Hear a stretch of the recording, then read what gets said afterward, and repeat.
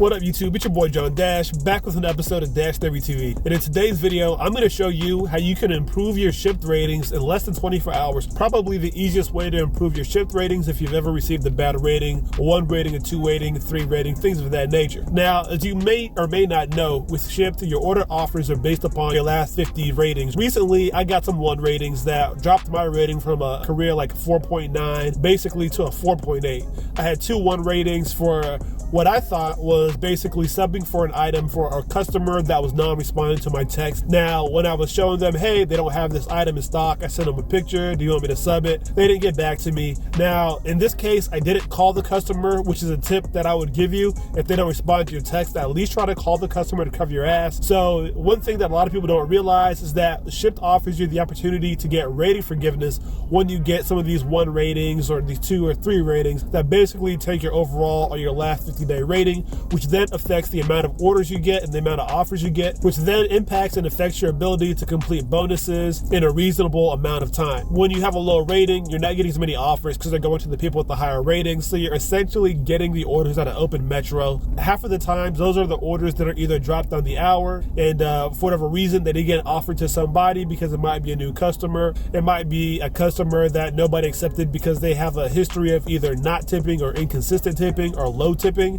And essentially, they're the orders that are left out there that you're basically just doing to complete a bonus. When you have a low rating, on top of that, because you're getting those low volume of orders, you're getting the low quality of orders, you're basically going to work longer hours as well, put in more gas, wear and tear, more mileage on your car, etc. So that's why it's really important with Shipt to make sure that you keep your ratings high. If you do get a low rating, put in for rating forgiveness, which I'm going to show you how to do today. And don't just wait for another 50 orders to cycle out in 2 or 3 weeks, because that's basically taking a pay cut for 2 or 3 weeks. And nobody's here to take a pay cut, I'll tell you that much. That ain't me. Maybe it's you, but that ain't me.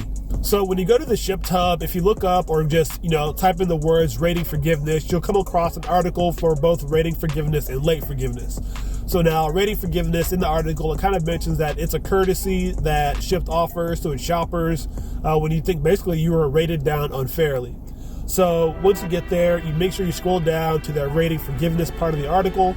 Now, when it comes to rating forgiveness, you have 14 days to enter your dispute or your claim or whatever you want to call it to say that you were rated unfairly. And I'm going to show you some screenshots of basically what that form looks like, what I entered for mine, for basically both of my 1 ratings that were marked down, and I'll show you the results as well at the end of the video, so stay tuned for that. So now, in this article, it mentions that you have 14 days to put it in. If you put an excessive request, it'll get ignored. They'll get back to you within 72 hours. My experience was that they got back to me within less than 24 hours. Like, I put it in on a Thursday night, and they got back to me by Friday afternoon. And I saw the 1 ratings gone. I saw the negative feedback removed as well. I saw my last 50 ratings jumped up from the 4.8 to a 4.9, and I started getting offers basically immediately after I saw that. And it was a very quick process, a very easy process as well to do this rating forgiveness. Now, I know a lot of people say, what should I put? And I'll show you what I put here shortly, and feel free to copy and paste, but of course, make sure it's accurate to your situation as well. So the rating forgiveness form starts with having you put in your shopper ID, and then once again, it has you put it in and confirm your shopper ID. The second thing it has you put in is the order number that you suspect rated you wrong. Now, this is one reason to keep decent records, and if it's to a customer you've never delivered for, or if you have a feeling it was to a customer, like this is the general time of day, it was 2 weeks ago, and it was in the morning. But Shipt is also nice enough to tell you that basically, if you're not sure which order it was that impacts your stats, just put in the order you think it was, and they'll do the last 14-day review and get back to you. So I thought it was one that delivered in the morning, where I reached out to the customer, they weren't responding to me. I gave them pictures of the substitutes, and I basically chose the substitute for them, and then they rated me wrong or put the feedback that I gave them an incorrect item. That was basically what I put in there. I just basically chose an order that I had delivered in the morning about 14 days ago to make sure that they would look through that whole time. And I also put in my dispute note that I don't know exactly which order it was. So here's what I wrote right here, and I'll put this right here. But this is basically what I wrote in my form. And by the way, it's a 500 character form, but here's what I wrote. Not 100% sure what order, but I think it was the one I did in the morning. I got feedback that I gave the customer wrong items, but I always reach out to customers to confirm substitutions. I think I substituted items twice with similar items.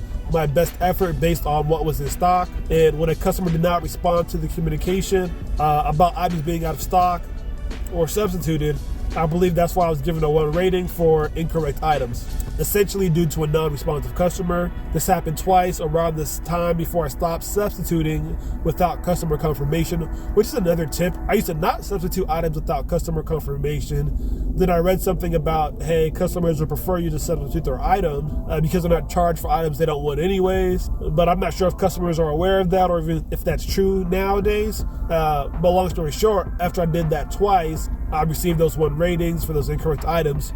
So I stopped doing that, and I haven't noticed any more 1 ratings after that. I think the lowest I've seen since changing that practice back to not substituting without customer confirmation is a 4 rating. The other thing I started doing is that if a customer is not responding to me, I've sent them pictures, I sent them texts, and I shop very quickly. When it's time to check out, I'll give them a call and say, hey, I sent you some opportunities for substitutions.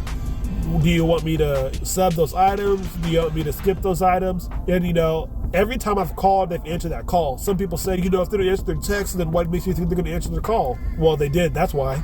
I texted them, they didn't answer, and then I called them, they answered. That's why I'm going to do it, because it works. That's just my experience. Yours may be different, but that's my experience. Nonetheless, I said, I stopped substituting without customer confirmation. Please review and thank for your time.